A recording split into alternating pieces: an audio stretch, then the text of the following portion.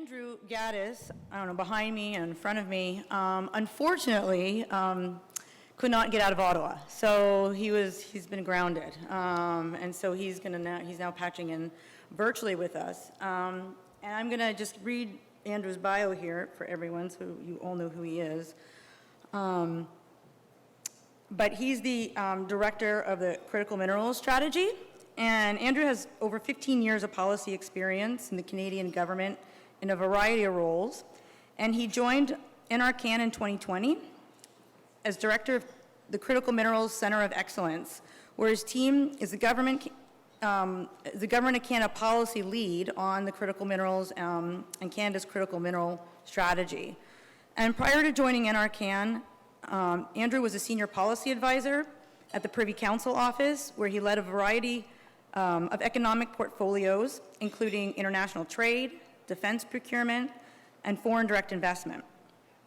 Andrew got his start at Agriculture and Agri-Food Canada, where he worked on multicultural and bilateral trade negotiations, trade and market access, policy, as well as program delivery.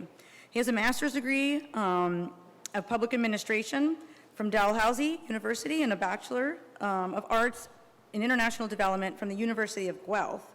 And so thank you, Andrew, for coming. And Andrew's going to start out giving us a bit of a discussion, a keynote, to talk about the critical minerals strategy. So thank you, and I'll let you take it away. Awesome. Thanks so much, Jessica, and thank you for having me back, even if virtually, as the weather did not cooperate on my end, so close, but so far. I am at my home on the traditional unceded territory of the Algonquin and Anishinaabe people, and unfortunately not there with you. But as noted, I'm the policy director for the Critical Minerals Center of Excellence at Natural Resources Canada, and my team and I have been leading on critical minerals for the last little while. Ultimately, the world's going through a major transition towards a lower carbon future, and critical minerals are at the center of this green energy transition, as well as issues surrounding global policy and supply chains, geopolitics, reconciliation with Indigenous peoples, and then economic growth within Canada. Around the world, financial markets are increasingly pricing climate risk into investment decisions. The smart money is flowing away from assets that are not compatible with the transition to a net zero world and towards opportunities that are. It's in this context that Canada has chosen to be a leader in the clean energy transition, leveraging our advantages in natural resources, technology, and industrial know-how. And key to our economic prosperity in this context is critical minerals. The minerals that are essential to everything from greening our manufacturing industries to driving the global transition to cleaner energy. Simply put, there's no energy transition without critical minerals. Electric vehicles cannot exist without lithium, nickel, and graphite, nuclear energy without uranium, wind turbines and solar panels without copper and zinc. Critical minerals are the core components of many of our products in our everyday lives. By developing Canada's critical minerals and associated value chains, we can support economic growth and competitiveness, including through the creation of high-quality, high-paying jobs for communities across the country, including Indigenous communities. In fact, every stage of the critical mineral value chain presents an opportunity for Canada: exploration, mining, processing, advanced manufacturing, and recycling. Even before the events of this past year in the Ukraine that disrupted global energy and commodity markets, the global economy was changing and changing rapidly. That change will only continue to accelerate. As more nations come to rely on critical minerals and the energy sources that require them, we must ensure that Canada and our like-minded partners have the capacity to produce and process the minerals and products we need. The Canadian Critical Minerals Strategy, announced by Minister Wilkinson on December 9th of 2022, is the federal government's response to growing demand for minerals for our net zero future, unstable supply chains that are driving up costs and destabilizing market influences. The development of the strategy was informed by extensive engagement and consultation. This included a series of ministerial roundtables with industry, bilateral and multilateral engagements with Indigenous, provincial, and territorial partners, and public consultation. A discussion paper was released, and more than 120 submissions were received from provincial, territorial, Indigenous partners, companies and industry associations, academia, labor, environmental organizations, and the public. As for the strategy itself, it aims to increase the supply of responsibly sourced critical minerals and support the development of domestic and global value chains for the green and digital economy. The strategy has 5 core objectives: supporting economic growth, competitiveness, and job creation, promoting climate action and environmental protection, advancing reconciliation with Indigenous peoples, fostering diverse and inclusive workforces and communities, and enhancing global security in partnership with allies. The strategy takes a full value chain approach to the development of critical minerals, from exploration to recycling, with opportunities spanning all regions of the country. It identifies 3 value chains that have the highest potential for vertical integration in Canada: clean technologies such as zero-emission vehicles, advanced batteries, small modular reactors, and renewable energy systems; information and communication technologies, for example, things such as semiconductors; and advanced manufacturing inputs and materials, such as permanent magnets, things needed for defense applications, and electronic materials as well. It will be pursued through 6 complementary pillars that drive research and innovation, speed up project development, build sustainable infrastructure, develop global supply chains and strengthen security, promote a diverse workforce, and advance reconciliation with Indigenous peoples. This is intended to be an evergreen document, forward-looking, iterative, and long-term.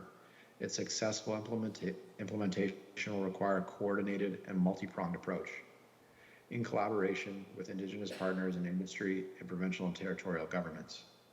Ultimately, it is our roadmap to seize this generational opportunity, create benefits in every region of the country, and make Canada a green energy supplier of choice to the world. Canada's budget 2022 proposed nearly $4 billion over 8 years to implement the strategy through a range of activities. Specific examples include a 30% tax credit to drive exploration and targeted critical minerals, $1.5 billion to help develop the infrastructure needed to access critical mineral deposits and the supply chains to get them to processing centers and to market, and $70 million to promote new global partnerships and bilateral commitments to secure Canada's place as a secure and reliable supplier.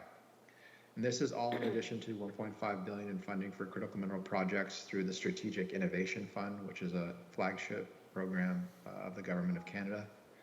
And to ensure that these resources are developed with Indigenous partners, Budget 2022 also proposes $100 million to renew and expand the Indigenous Natural Resource Partnerships Program, at least $25 million of which will be focused on critical minerals. Just in closing, the critical mineral strategy is an ambitious but practical approach to seize the opportunities before us. As I noted, it's going to be long-term and iterative. The intention here is to lay the foundation with more to come as we build robust, resilient, and made in Canada critical mineral supply chains for a green global economy. I really appreciate your attention, and I look forward to a lively and informative panel discussion. Thanks. I think that's a good segue or a good introduction into our conversation. And so I'm just going to introduce Gabe Friedman, who's going to be our moderator for today. And Gabe's like a regular here for this conference, and I've always appreciated it. So yeah, Gabe's in case you don't know him, he's a senior staff writer at the Financial Post. And he's the host and producer of its weekly podcast on the Canadian economy called Down to Business. If you haven't listened to it, you really should. I always enjoy it while I'm running. He's an experienced journalist who writes often about resource economy and with a focus on Canadian companies. And so you're a perfect person, Gabe, for moderating this session. And so I'm looking forward to it. Terrific. Thank you, Jessica. So I'll just begin by thanking everyone for coming here and braving the snow. Before I do introductions and say who's on this panel, I'm going to just do a land acknowledgement. The City of Toronto acknowledges we're on the traditional territory of many nations, including the Mississaugas of the Credit, the Anishinaabeg, the Chippewa, the Haudenosaunee, and the Wendat peoples, and is now home to many diverse First Nations, Inuit, and Métis peoples. So with that aside, I'm going to say we have a really great panel. We have, maybe instead of me doing introductions, I'm going to just ask everyone to go down the line, starting with David Connelly, and just say your name, what your organization is that you're affiliated with, and we'll go down on the people who are present, and then we'll go up to Andrew and Darrell, if that works, starting with David. Sure. David Connelly, live in the Northwest Territories. I'm Vice President, Corporate Strategy and Government and Corporate Affairs for Vital Metals, which is Canada's first rare earth mine and processing facility, which we have in Saskatchewan. My name is Pamela Strand, and I'm the Deputy Minister of Industry, Tourism, Investments with the Government of the Northwest Territories, also a professional geoscientist. I am Eric Grossman. I'm the Chief Financial Officer of Greenland Resources, Inc. I live in Uxbridge, Ontario, and I spent 5 years here getting a 4-year degree. Same. I actually lived at the building right next door in my first year. Vasileios, Tsianos, I serve as Director of Corporate Development for Neo Performance Materials, where I oversee our government relations and our new investments, such as our mining project in Greenland. Neo Performance Materials, outside of China, is the largest midstream and downstream producer of rare earths. Terrific. Andrew, do you want to continue, and then we'll go to Darrell after you're done? Sure. I think Andrew Ghattas, Director of the Critical Mineral Center of Excellence at Natural Resources Canada. Thanks. Great. And Darrell. Yes, good morning, good afternoon. I'm Darrell Beaulieu. I'm the CEO of Denendeh Investments, and we have a group of companies, one of them being an exploration company. And we're Denendeh Investments, or a group of companies, is owned by the 27 First Nations of the Northwest Territories. And I'm based here in Yellowknife on Yellowknife's Denendeh First Nation territory. Amazing. Okay. Thank you, everyone. So I think we're going to have a really good discussion about critical minerals. They're so important to the economy and everything that's going to happen for the foreseeable future, including the Arctic. So we have a really diverse group of panelists. We have people kind of at every stage of the supply chain and value chain.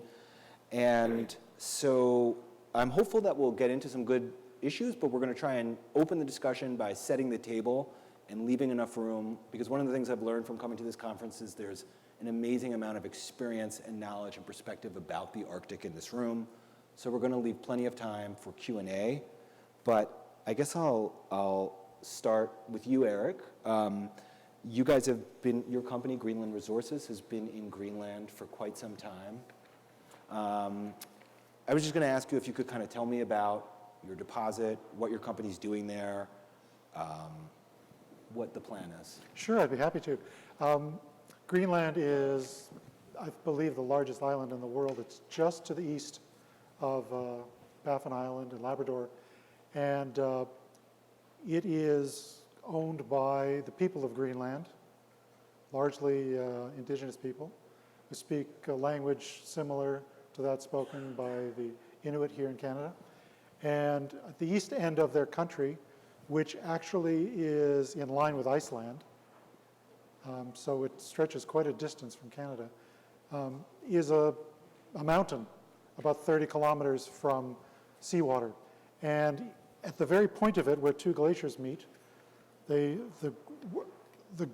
rock has worn away to expose a large bubble of molybdenum, which is a mouthful, I know. And it is going to be mined, taken away to Europe, presumably, for use there. It's still in the stages of being approved by the government of Greenland. We submitted all of our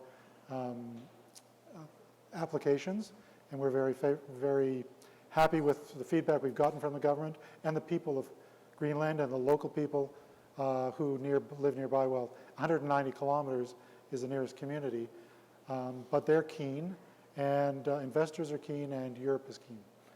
I can say more about it later if it's relevant. But cool. I think the key to this is that molybdenum is a critical mineral in that it, although it was only discovered about 200 years ago, when World War I broke out, and Germany found that it had an advantage in armor and guns, it was largely because they had taken the French research on the alloying of steel with molybdenum and turned it into their armory. But because they were at war with France, they told everyone that it was because a German metallurgist had gone to Japan and studied ancient samurai swords and found molybdenum in them, which turns out, I believe, to be false, but it certainly was critical to their early success in the war and to the subsequent success of all armies in the First and Second World Wars. In between the wars and after the wars, the demand for this metal, which increases the hardenability, the strength, and the resistance to heat of steel, it fell into disuse again because there was no war to use them in. That was before the days of jet engines in wide use, tooling, high advanced steel for tooling, and condo buildings, building steel, modern bridges, all of which require molybdenum in very small amounts in all the steel that's used. So it's very critical not just for weapons of defense and aggression, but also in the modern life that we become used to. So to have a supply dedicated to Europe, which has none of its own supply, and yet is the second largest consumer of the mineral in the world, not the US. After China, it's the EU, because they are at the peak now of the production of high specification steel, which requires pure molybdenum as part of whatever recipe they're working on. So it's critical for a number of reasons, including the fact that these steels and these alloys are used in the development of these same green technologies. When you talk about lithium batteries or the rare earths, that sort of thing, alongside that involves a considerable amount of molybdenum. Right. Fascinating stuff. Really interesting. It's another example of how, steel is changing. Some of the nickel that goes into steel maybe go to batteries. There may be more demand for minerals that have fallen out of favor. In any case, that was a perfect introduction. Vasileios, you're from Neo Performance. You said you guys have been involved for decades in processing rare earths. Just to sort of tie this together, recently, you guys have never mined rare earths, but recently you guys made an investment in Greenland and, with the idea of potentially developing a mine there of rare earths. Can you tell me about sort of what guided that decision? Indeed, and Neo Performance Materials buys from mines concentrate or carbonate. We separate the ore concentrate into specialty rare earth oxides, neodymium, praseodymium, cerium, lanthanum, etc. There's 17 of them. And then we turn it into specialty advanced material applications. One of them is, as Andrew mentioned earlier, rare earth permanent magnets. And rare earth permanent magnets are the linchpin that completes the transition to green technology. Specifically, you use rare earth permanent magnets to manufacture the most energy efficient motor. In the case of an electric vehicle, 1 to 2 kilograms of a rare earth permanent magnets in the motor save you 20 to 30% of the battery size while achieving the same performance for an electric vehicle. So let me start with a macro picture and then explain how the stars align and we end in Greenland. Okay. The macro picture is that thanks to, finally, very bold public policy, our societies are finally transitioning from internal combustion engine vehicles to electric vehicles. In the case of electric vehicles, there are critical supply chains, and for almost all of these critical supply chains, each of these elements, be it lithium or be it cobalt, be it rare earths in our case, they are dependent primarily, if not singularly, to a single jurisdiction that starts with a C and is in Asia. And so when a supply chain is dependent on one jurisdiction, one source, there is a risk of disruption for any reason. And so automotive manufacturers of electric vehicle motors, specifically original equipment manufacturers of electric vehicle motors, were concerned about the supply chain risk. And if the supply chains are at risk, the jobs are at risk. In Europe, 500,000 jobs. In North America, the number is a bit higher, I believe, or about the same order, certainly the same order of magnitude. So with that, our customers started asking us and government, in the case of Andrew's team in Canada, for policy support on establishing supply chain optionality. In other words, supply chains in Europe and North America. And with that, us buying, or the other thing that automotive manufacturers were asking for was control of the volatility of rare earths. And the underlying price is set by China, where they produce 90% effectively of rare earths. And it's a very volatile price, and it depends quarterly on the quota that the Chinese government sets for rare earth exports. So to serve our customers for supply chain optionality, to provide supply chain optionality and control of volatility, we had to get into the upstream as well, into mining as well, so that we can control our cost volatility, and we're not dependent on the market. So we looked at all deals that were on the table last year, and we monitor all deposits in the world, like David's projects and many other great projects around the world. And we also looked at what deals are on the table that we could invest in. And there was a deal in Greenland at the Sarfartag deposit. Hudson Resources wanted to focus on their anorthosite business, and they were putting on sale the rare earth deposit. And we wouldn't pretend ever that we knew anything about Greenland or the Arctic. The deposit is right on the Arctic Circle. In fact, we're thinking of building a hockey ring, and the center line will be the Arctic Circle. And when we saw, and I'm wrapping up, I know we're tight on time, but when we saw that deposit, we started reaching out cold. I reached out cold to the government of Greenland. They were extremely helpful.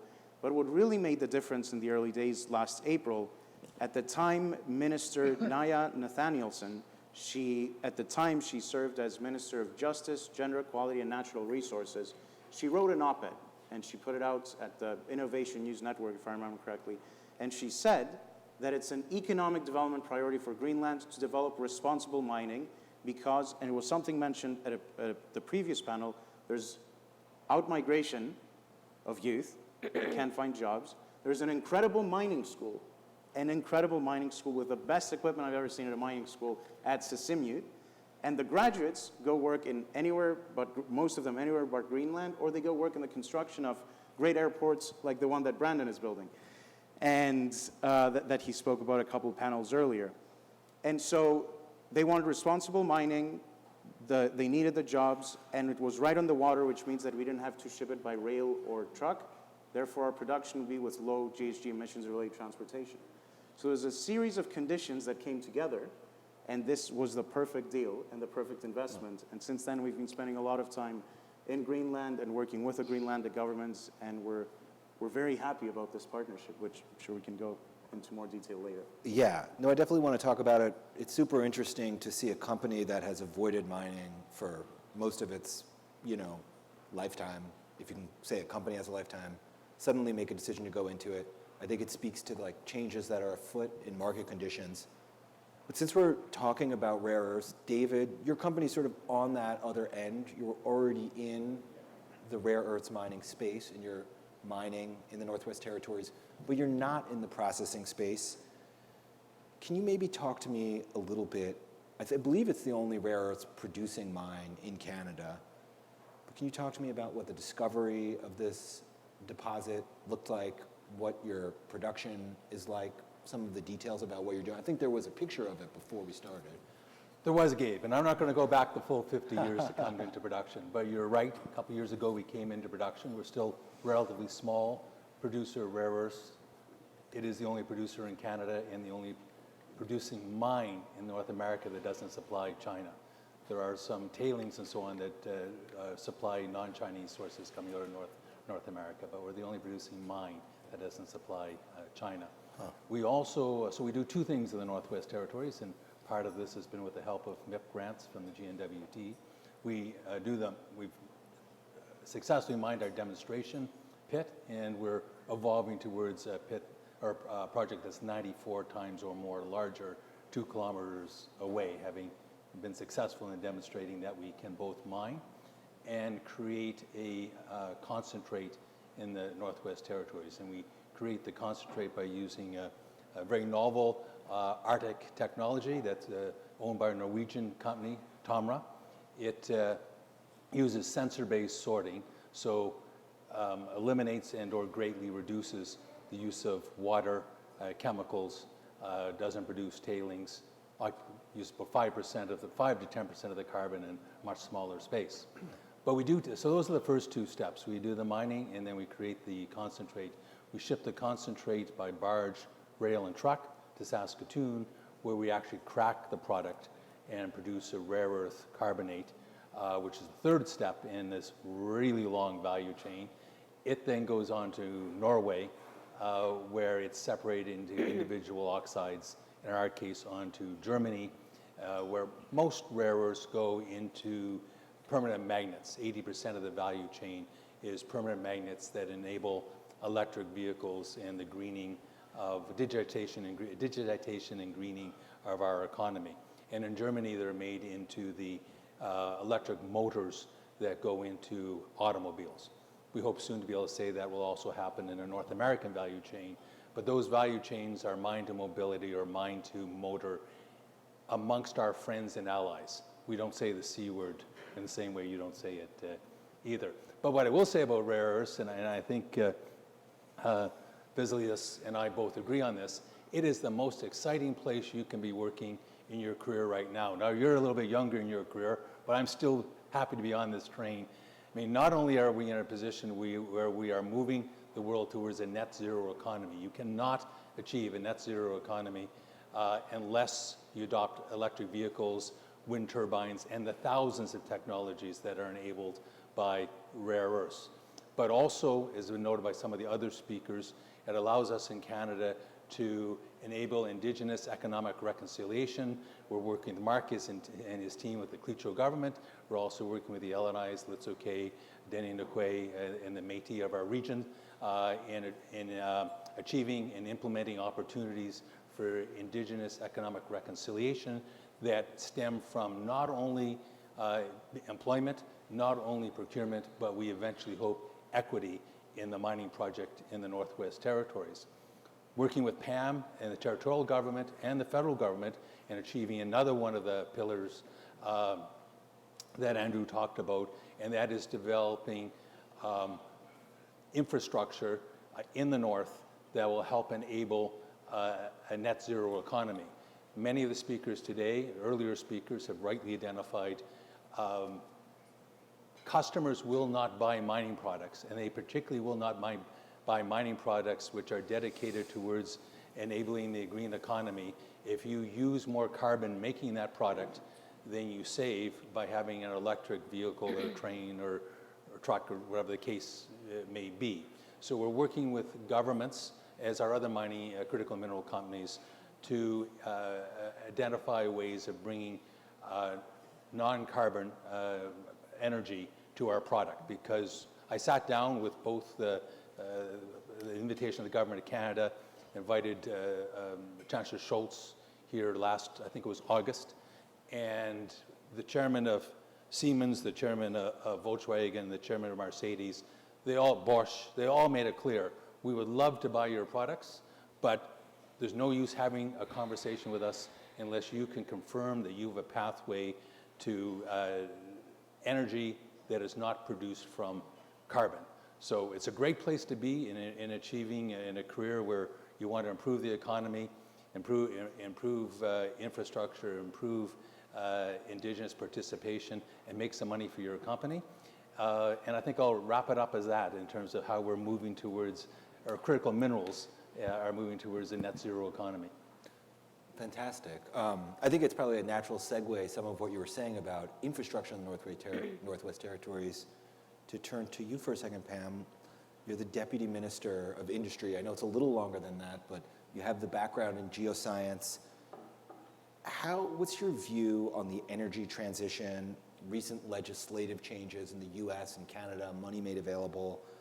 What are the opportunities? What are the challenges to developing critical minerals in the Arctic?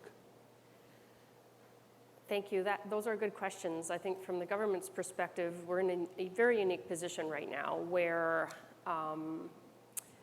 different policies are all juxtaposing together. So, our energy strategy, our climate change strategic framework, our mineral development strategy, our soon critical minerals action plan, all have to work together now. They can't be separate, they can't be siloed. We've heard a lot about the Northwest Territories yesterday and today from Mark with the Cleacho, from Senator Patterson.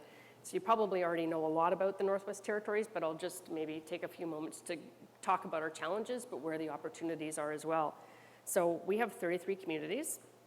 Yellowknife is the capital. Our power system is very fragmented. We have 8 communities on hydropower, which is about 50% of our grid, luckily. 2 of the 3 of those hydropower facilities were built by mines back many, many decades ago. And then the other ones are on diesel or on LNG. Our small communities are installing renewables such as wind power and solar. So that is starting. But fundamentally, as David said, mining projects won't get financed unless there is a green path towards net zero. That is a challenge for the North. Multinationals too are large global multinational mining companies.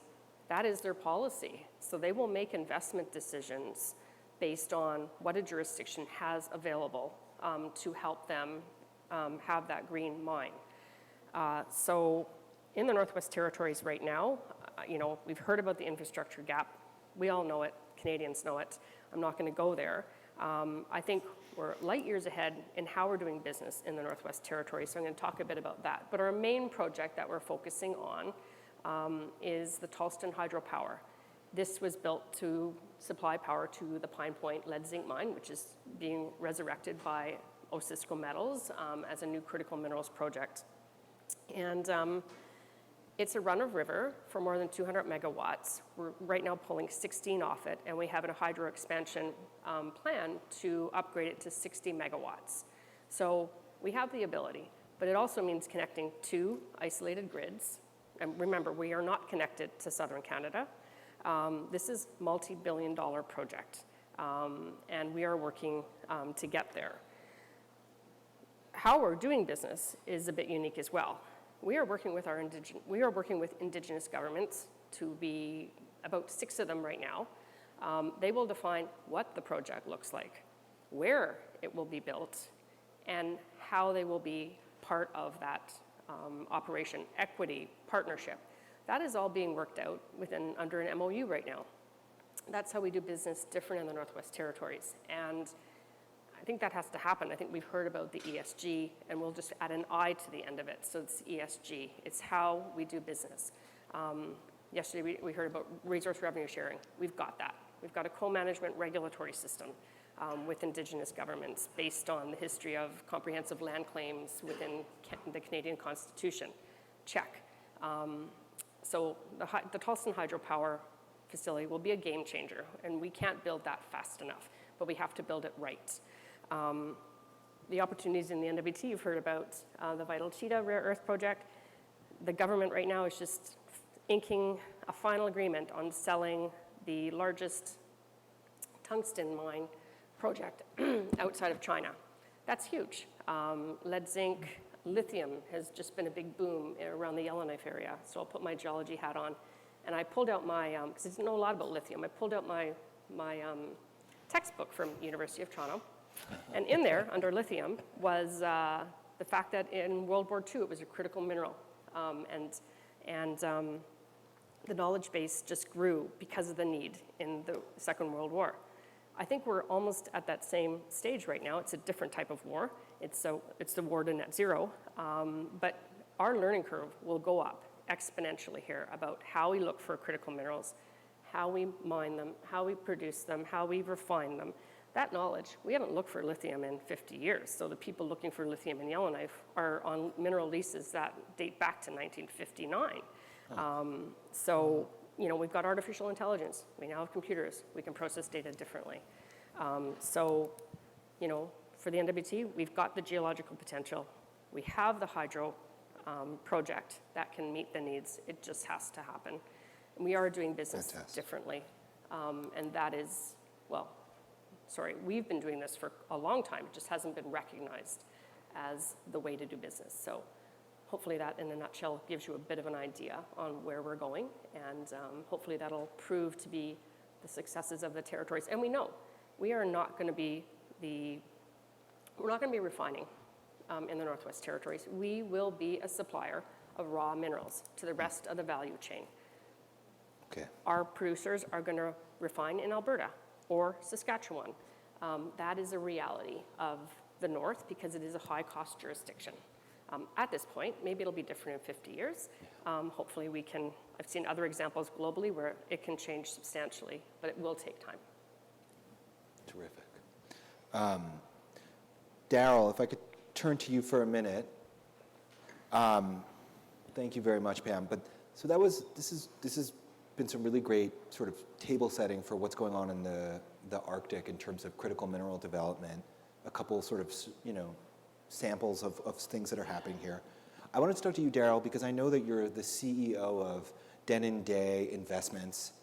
And, across the Arctic, I mean, Pam, you mentioned there's 33 communities, but really across the Arctic, there are indigenous communities who have a huge stake in what happens in the future.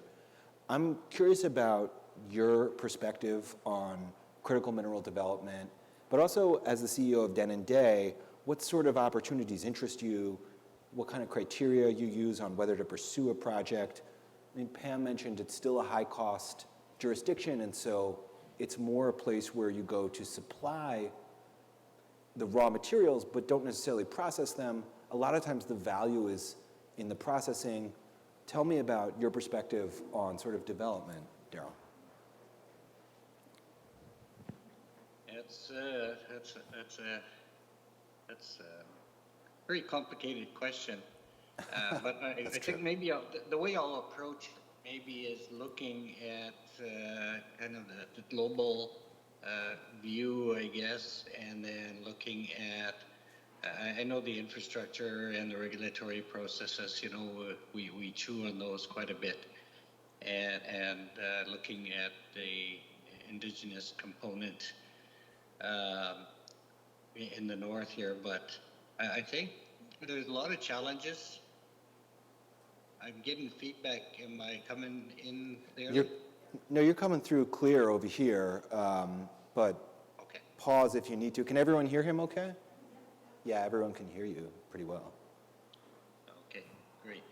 I think there's a lot of challenges, and I think we're all good at identifying those challenges. But at the same time, I think there's a lot of reasons for hope. And the last couple of years, I think we've been.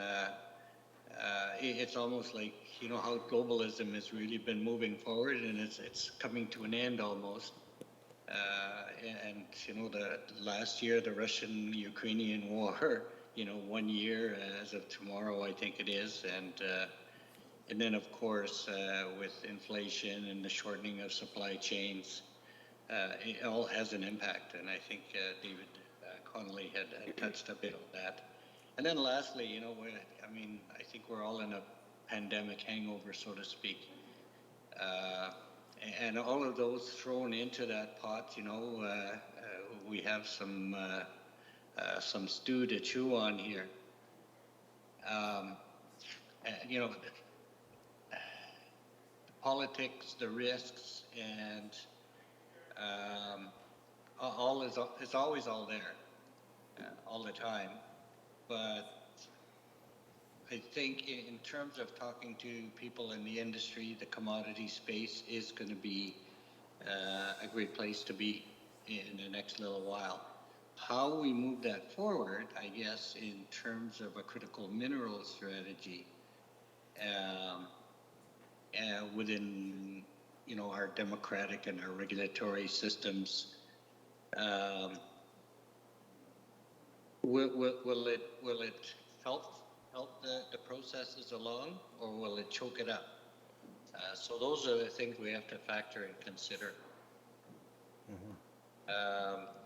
Of course, the Bank of Canada, the monetary fiscal policy has an impact, because yesterday when we were talking about infrastructure and the cost of housing in the north, really does have that impact here.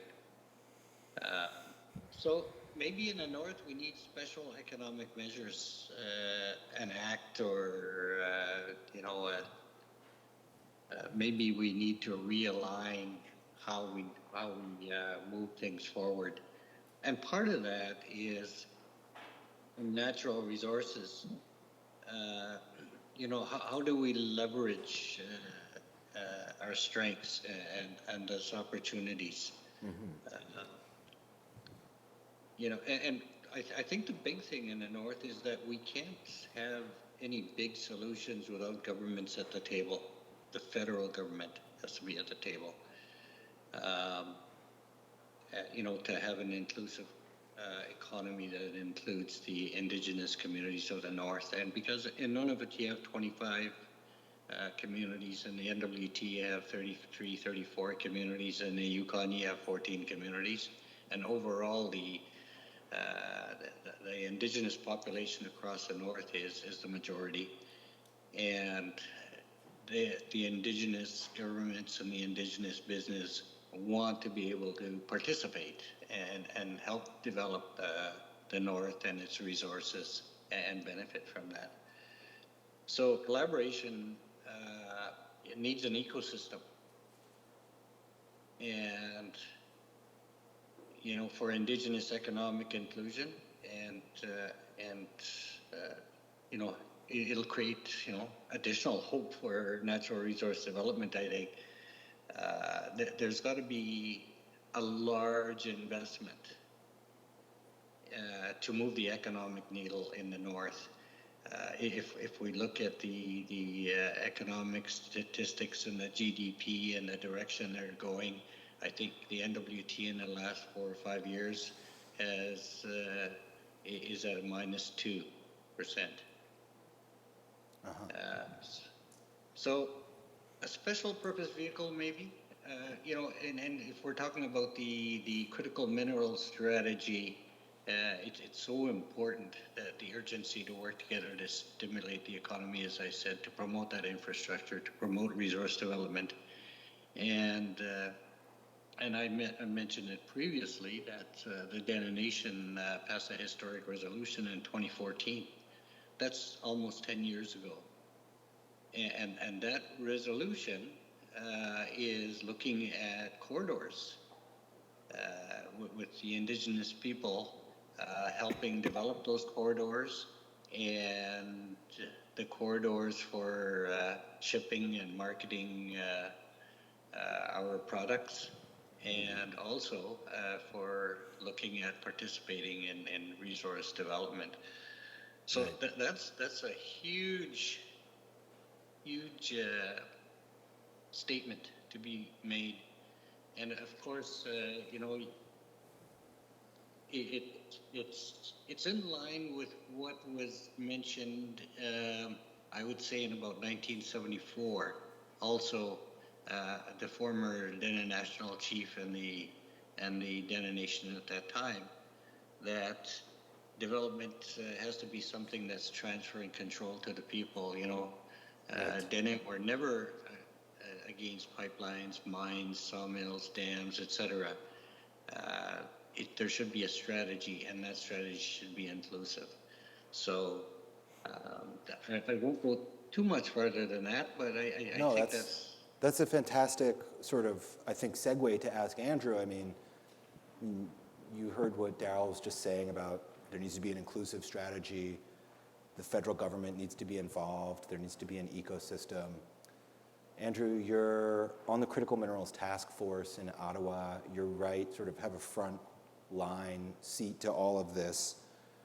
What are some of the, what are the sort of conditions right now, and in terms of like what you're seeing and how you guys are moving to, how do you view the opportunities, I guess, and challenges of developing a critical mineral chain in the Arctic?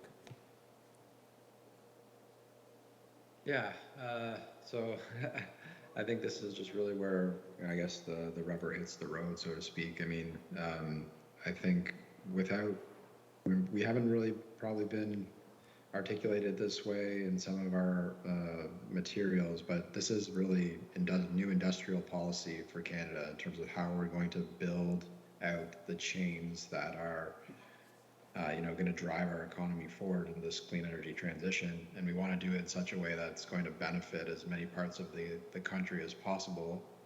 And I think there's really underlying the strategy is that recognition that there's great opportunities for rural, remote, northern indigenous communities in the Arctic. We have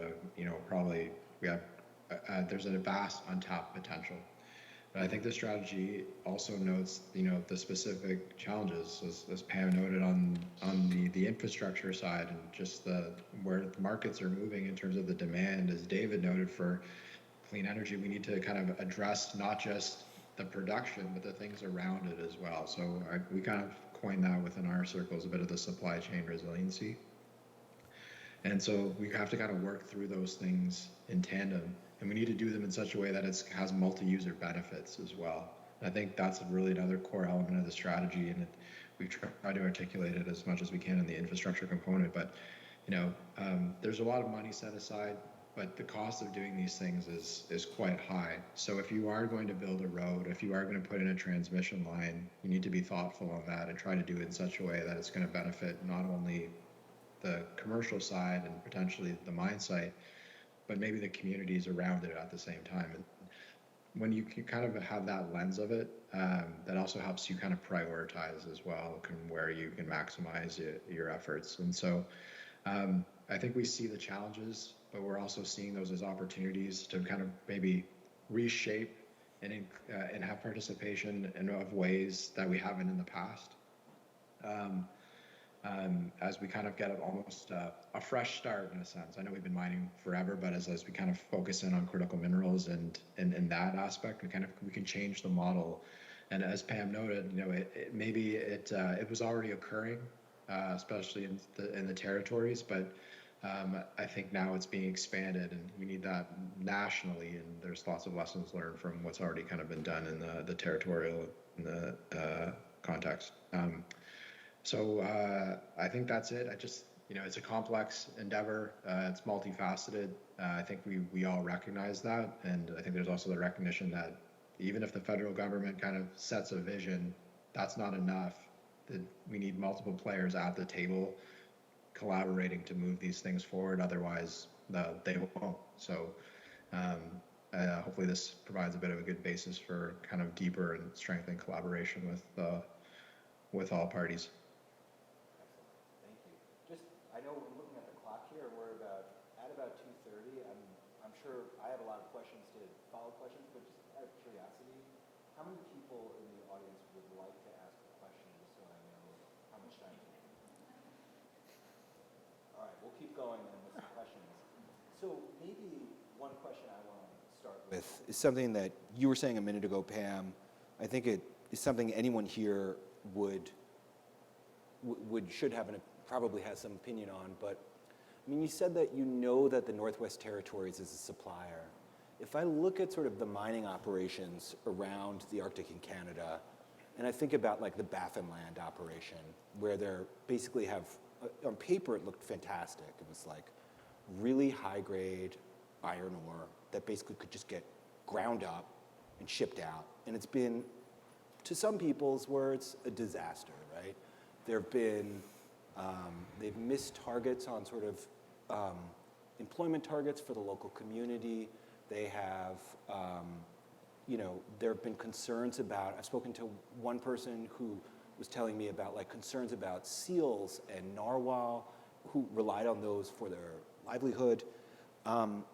It seems like when you separate, refining and supplying, it can also be problematic. And I'm wondering if there is also a lot of other mining going on in the Arctic. And this is, I guess, maybe for Pam or for anyone who wants to answer, is there a model mine that people look to and say, like, this is what we want to redevelop? Well, I think that's what we're creating right now, to be honest. The current context will make what is going to be the model mine. Whether it'll be a mine that's, there's a few, like David's mine here is going to look different than the mines of the past. Sure. We have a diamond company reimagining one on Baffin Island that'll have no concrete, no concrete foundations, and like a zero footprint that'll be like pretty much non-existent when they're done. So I think we're reimagining that, and that's an important piece. Geez, I've lost my train of thought there, but I think that also you have to recognize that in the north, these regulatory systems have been different for decades, right? So in the environmental assessments in the north, you bring both in environment, but also cultural and social and economic. These are built into the regulatory systems in the Northwest Territories, in Nunavut, and in the Yukon. So projects like you mentioned, go through this, and it's a matter of finding the mitigations that are acceptable to the people whose land that mine, will be on temporarily. And then if you can't, then you figure out what is the solution, and hopefully, there's a path forward. But I think you're right. We are reimagining what these mines are going to look like. The equity piece, how do you partner? It will look different. The IBAs of the past need to evolve into something new. What that is, I think that'll be for all of us to figure out. The IBAs are being the benefit agreements, right. yeah. And I mean, we as government, you're right, we look to Northern Indigenous and Northern for both jobs and procurement. But you know what? That's not cutting it anymore. The jobs and procurements of the past, it has to be different, and it has to be, has to evolve. So that's what we're seeing right now. So we're capturing them. You're right, they may not make the targets, but it's the responsibility of government and communities and the residents to, produce, develop the youth that we saw here today, right? Similar, we have to do all those things, and we have to do it together and collaboratively. So it's not just the company that has to meet those targets, it's, the jurisdiction as well to help them. Yeah. Well, maybe David, I don't know, you guys have a successful mining operation in there. I mean, any sort of, one of the things I think about it that's interesting to me, you can tell me if you disagree or agree, but one of the things I've heard about it is over the last, half century, most mines have just gotten enormous in scale, like huge. And you guys sort of went the other way, and it's a throwback in a way in that it's smaller scale, but it also has allowed it to work for that reason in some ways. Let me touch a little bit on the scale, and then I'll go to, I think, where we are on the shift in the continuum from the old historic IBAs to participation and governance and ownership going forward. We intentionally started off small. We can argue, we perhaps should have chosen the word demonstration, but we wanted to demonstrate to our Indigenous stakeholders, we have 5 overlapping claim groups, that we could perform in a socially and environmentally responsible way, and we could meet or achieve without having the large RBA infrastructure around us, similar training, employment, procurement, environmental and safety standards. And the mining itself, am I right? It's done by an Indigenous contracting company? Yes, it's the Yellowknives Dene First Nation, Detoncho, that did there was a competition, and 3 Indigenous groups were invited, and the Yellowknives Dene won that particular bid, but they did go out and employ assets and people from the other groups as they went forward. But in the bigger picture, and I'm old enough to have been part of the first IBAs and participation agreements in the Northwest Territories when I was the CEO of the New Valley Development Corporation way back when. And that model's gone forward, and the diamond mines have done great things with IBAs. But going forward past that, the next 2 steps, there's a whole bunch of, the diamond mines have started in terms of service companies, and whether that's catering or fuels or explosives or fixed wing or trucking or rotary wing. There are majority and or 100%, and Darrell's producing power now and transmitting it. There are 74 or so Indigenous companies in the Northwest Territories that can claim they've their roots have been out of sourcing the mineral industry. The next step, in my opinion, is that, and I'll speak my opinion as opposed to Vital's, because our strategies are still evolving. There are significant pieces of infrastructure, and whether that's marine transportation or power, the various power options, where the indigenous groups can now bring into, use our underlying contract, whether that's, we'll ship with you for 25 years, or we'll buy our power with you for 20 years, to form companies that provide infrastructure. And those would be indigenously owned, and they would have indigenous boards and governance and supply the mineral industry, and hopefully not just us, but others as well. Then the next step, and where I hope before I hang up my cleats to boots or snowshoes, mucklucks, to get to, is that we see true equity participation in the mines themselves, and equity at a sufficient level that it earns board ownership or board representation. So 30% equity might get you 2 people on the board, whatever that case may be. And then comes the equation. Well, if in my right pocket I'm on the board, I'm making decisions about hiring and how we respect the environment and training and who we're using for procurement, why do I really need an IBA? Because all I'm doing is moving stuff from the left to the right hand pocket. So I expect and hope that we'll grow in that direction. And there's lots of hiccups and bumps along the way, and Darrell and I have talked about some of them, and Mark and I have talked about some of them, many of us in this room. And the equity can't be a total gift from the company. That's not the model that I see. How would it work? That's an old model. The model that I suspect will evolve is that a high-risk lender, such as a government, will, or in the case of infrastructure, the Canadian Infrastructure Bank, will lend the money to the indigenous organization. The indigenous organization will invest in the infrastructure or invest in the mine and use its profits for 2 flows. One, to repay the money to whoever it came from, the government or the infrastructure bank, but simultaneously, money must go to the indigenous groups who took the risk of investing in the project. It can't wait to 60 years after the dam's paid off or the road's paid off. You take the risk, your people have to see some benefit. Any leadership team would want, I believe, indigenous leadership teams will want to see benefits flow to the people in the short term and not wait for the long term. So the model, I think, is governments and high-risk lenders lending to indigenous groups, which fund the infrastructure or fund the equity investment, then the cash flow coming back that's generated from the mine, part of that profit repays the obligation, part of it goes to the immediate benefit of the indigenous groups who are part of the project. Interesting, very interesting development. At this point, if anyone has questions, feel free to raise your hand and we'll get a microphone to you and we'll do that.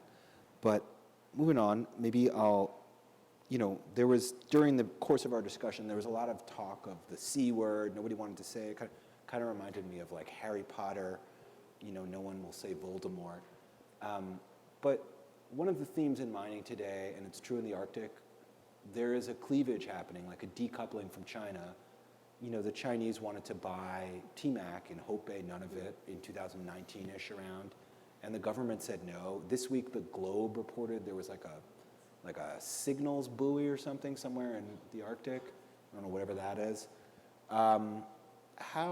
Maybe this is a good question for you, Vasileios, because you guys have operations in China, but you also are developing outside of China.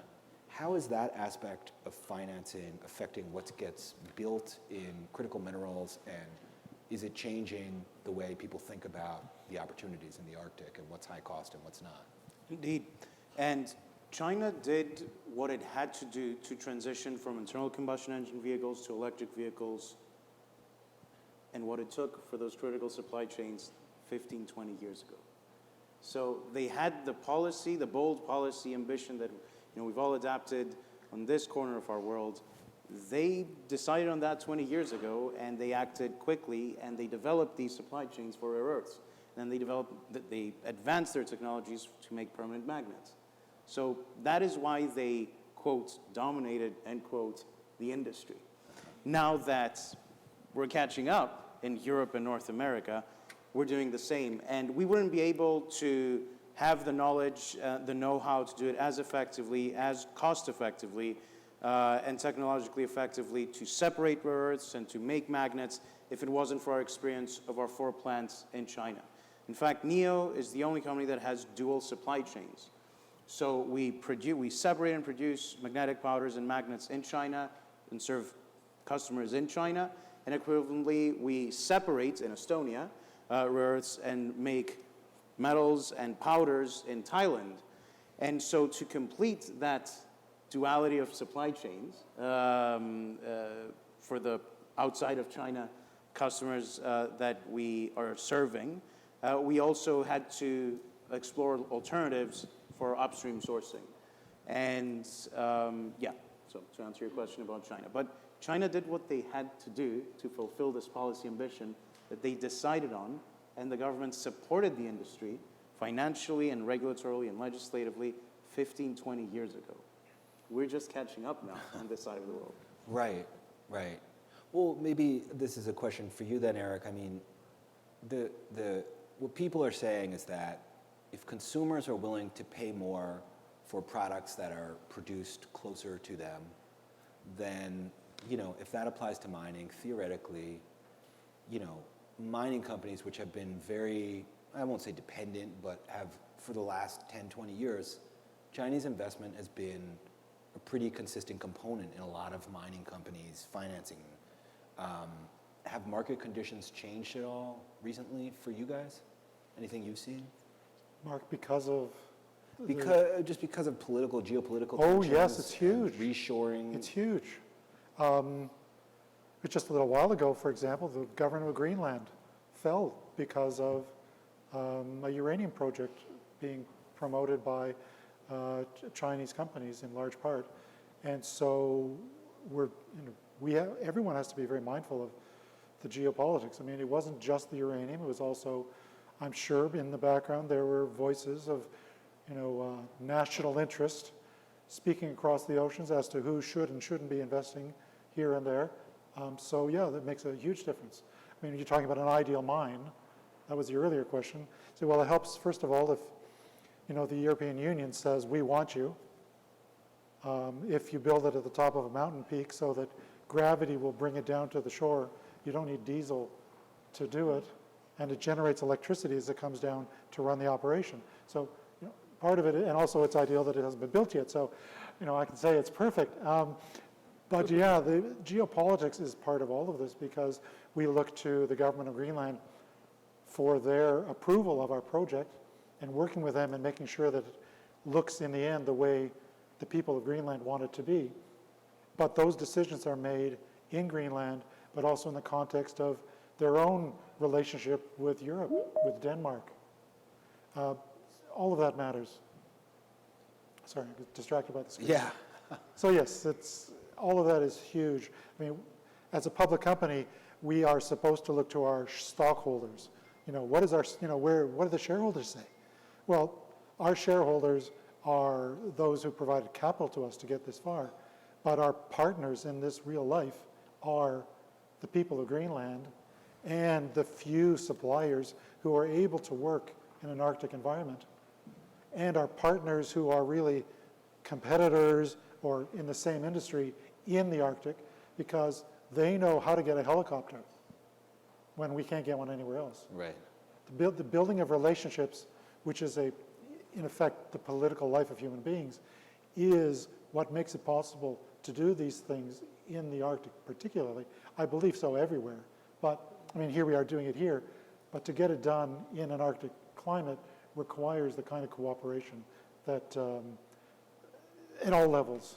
So anyone coming in and saying, no, we got to do it this way or that, you have to be very respectful because it's their patch too. And so I guess maybe just a follow-up, are shareholders more open to this argument? Like when you go to raise money or talk for investments, you say like, look, we have a pathway to build something that's free of Chinese sort of involvement. The shareholders we like are. The shareholders we don't like are those who want to be in and out for a profit in the short term. This is, mining is a very long-term project, especially, and if you're working in an Arctic and in a less developed mining infrastructure like Greenland, it's going to take a lot longer for everyone to get used to the idea of what's happening and how are we going to do it. I mean, right now, as far as I understand, there are no revenue-producing mines in Greenland, like revenue-producing for the government in any significant way, apart from people working there, doing their exploration, their drilling, which brings money in for the exploration. But in terms of a mine operating and producing royalties, large corporate income taxes for the government of Greenland, that's still yet to come, because we're in that period of commodities where, well, it's just not working economically for This that to is happen. what Pam was saying, I guess, on some level before. So maybe, I don't think it was you, Pam, but someone was saying, I mean, when you have mining projects, indigenous involvement or involvement with the local community usually sort of means like we procure catering, we let them, it's drilling, it's sort of minor, but the mines themselves may not even make enough profit to do that sometimes, which is a real challenge, I would think. This is a pivot for a second to something else, which is, as someone, Russia's invasion of the Ukraine was about a year ago yesterday, and was sort of an interesting, I think, window into the Arctic was that the Arctic Council condemned Russia, but they allowed them to remain the chairman of it, although I think there's some speculation or whispers that today, or there may be like breaking news out there that Russia is stepping down as chair. I don't know the exact news of it, but I guess I'm just wondering, from everyone's perspective on this panel, what the impact of the Russia invasion has been on sort of how you view kind of the Arctic, I guess, globally, in the sense that Russia has been able to cooperate and stay on there. Has it changed or altered your view of the way the Arctic is looked at? Anyone? I don't know, Darrell, you mentioned it. I don't know if you have an opinion on that at all or anything. Well, I think most of you probably listened to Joe Biden's speech to the nation there about a few weeks ago. And the focus of the U.S. is to start looking internally and buying locally. And I think that's what's going to happen in most countries. As I mentioned, the tightening of the supply chain processes. But, I think it's something that we have to consider. We have to look at all factors of what's happening around us. And how is that going to affect the North in terms of resource development and looking at infrastructure and investment, et cetera? The indigenous peoples of the North have been slowly participating in the mining value chain. And, you're looking at, whether it's transportation. With Denendeh, as you're aware, we were in the electricity or generating, transmission, and distribution business. Communication infrastructure, we've been in that space for almost 25 years. We've been in the oil and gas industry. With drills, working in BC, Alberta, and Northwest Territories, and of course we're in mining with Demco now with our potential IOCG property, and so there's that component, and then there's a component that's these components I think we're really on the sidelines for such a long time. But the comprehensive land claims agreements that have economic measures, you hear it from Nunavut to the GNWT to the Yukon that capacity has got to be built. So, and that's why I mentioned earlier that maybe there is a special purpose vehicle developed for that. It's not to say that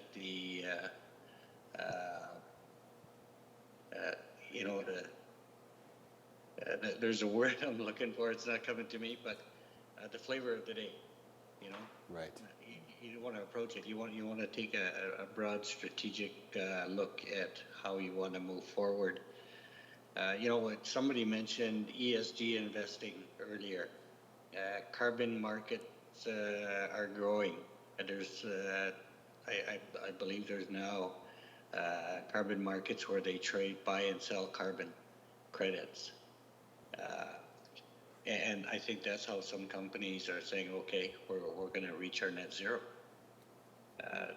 There's so many different approaches to that, but I have to say, that there should be a sense of urgency, I guess, in terms of ensuring real tangible support for resource development, infrastructure development with Indigenous people right across the North. And it's really a movement to true reconciliation, or economic reconciliation. Yeah.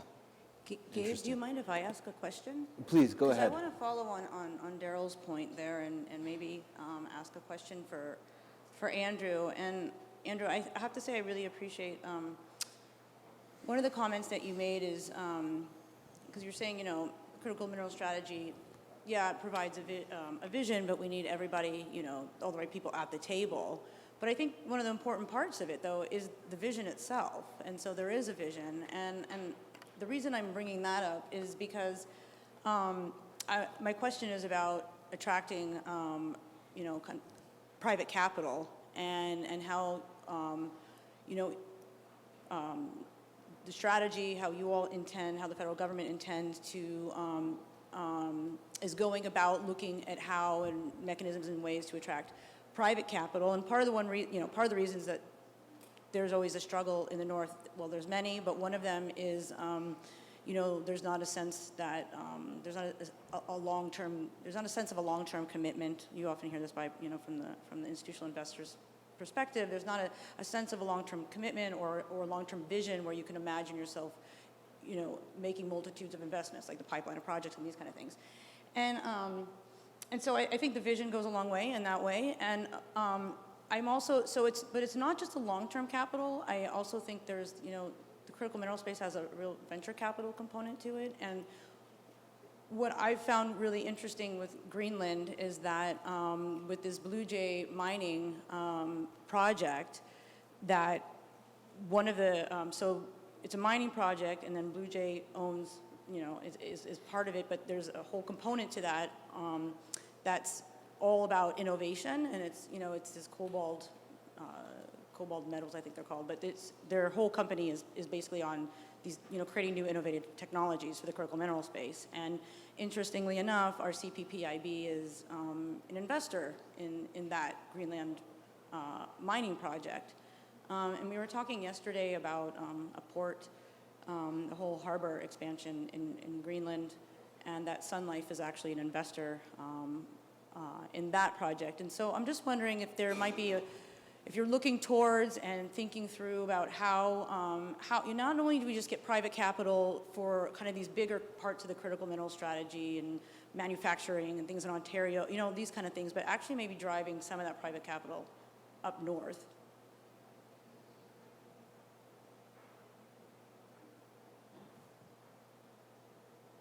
Sorry, I hit the wrong button there for a second. This is something that is top of mind for us in terms of the strategy component. Again, like I think I noted, just the cost. The cost to open a mine can be in the billions of dollars, and it takes a long time for firms to kind of raise the capital needed at every stage to get there. And there's a lot of risk throughout that process.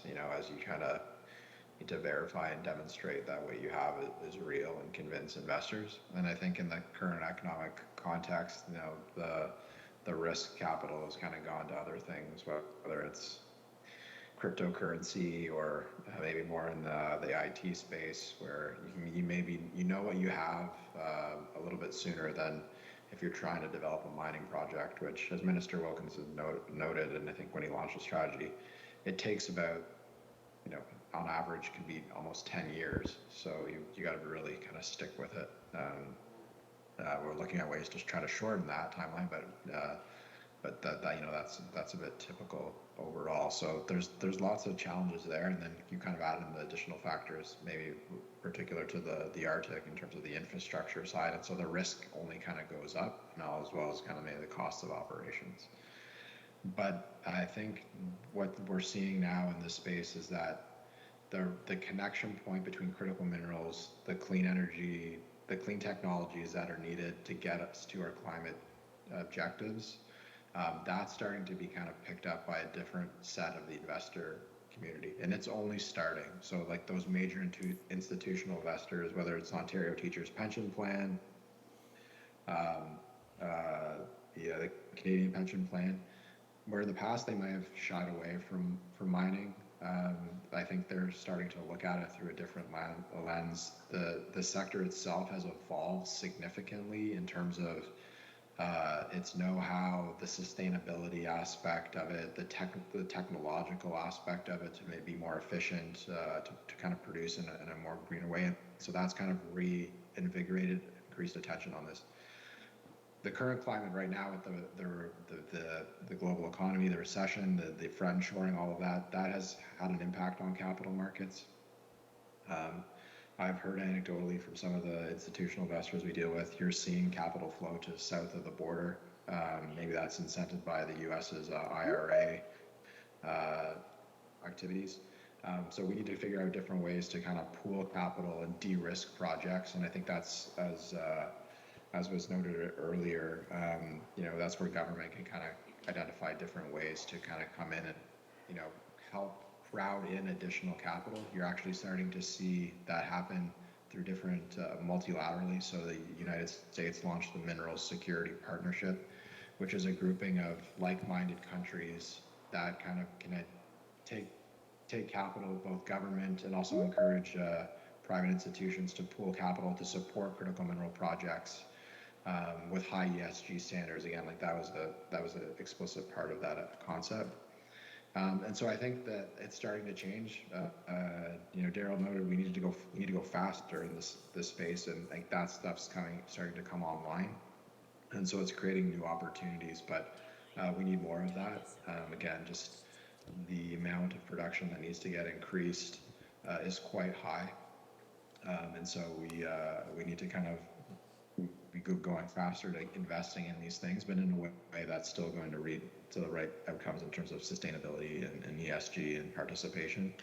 And I really like the concept that was raised about investments or providing more capital to Indigenous communities or businesses so that they can be participants in projects, whether it's an actual ownership stake.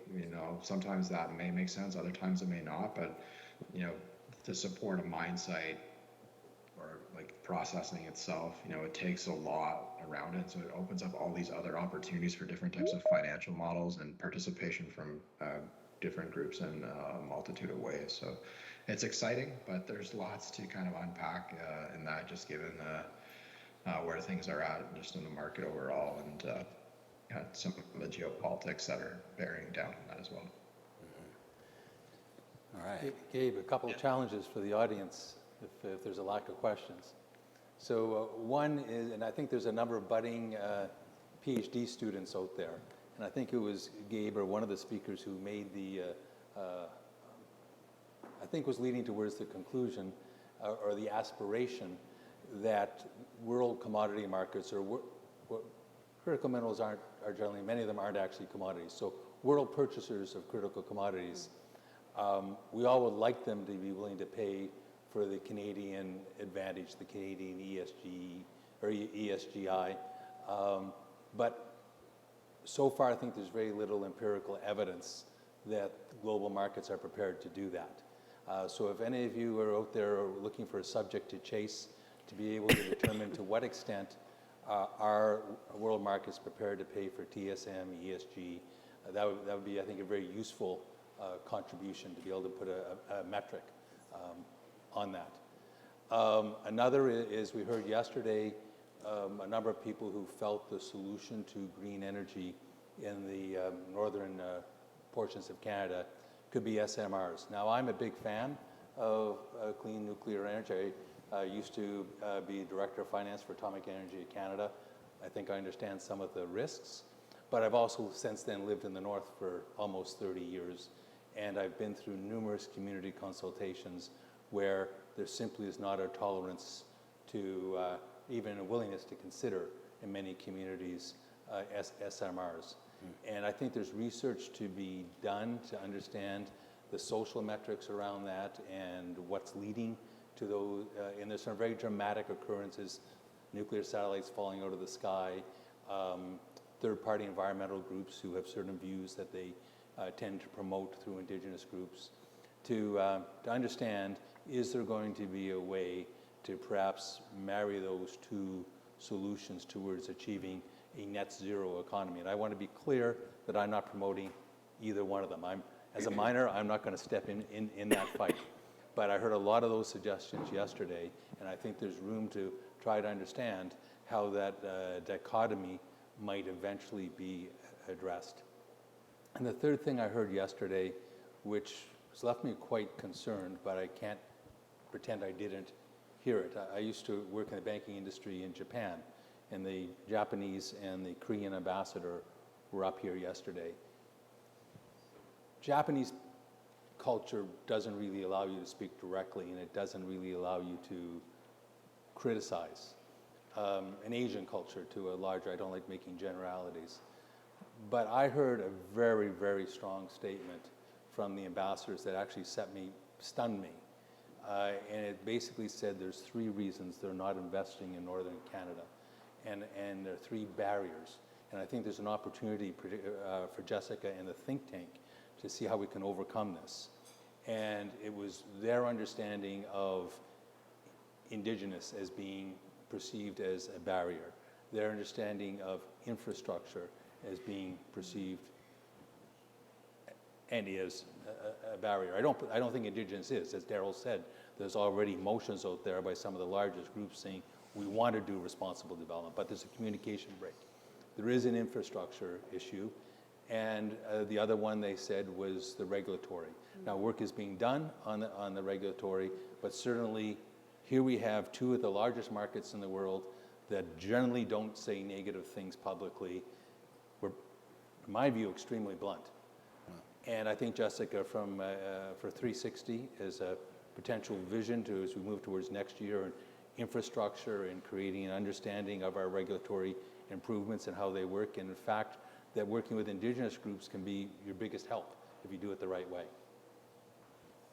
Great ideas, all of them. I just want to I think we're out of time, but I want to thank everyone for participating in this panel. If you spoke or you listened, thank you for coming and braving the weather. And I'll let Jessica have the last word. Just follow on and say thank you so much. It was really fascinating, and I think that we do have between now and next time, some already thoughts about sessions that we want to create and out of outgrowths from the past 2 days, and so I'm looking forward to that. And thank you, Andrew, and thank you, Darrell, both. Andrew, we're going to always have you back.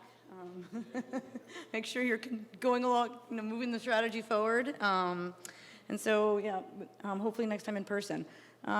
So, yeah, thank you all. I think that was, thank you. Thanks. Great moderating. And yeah. Thanks, Gabe.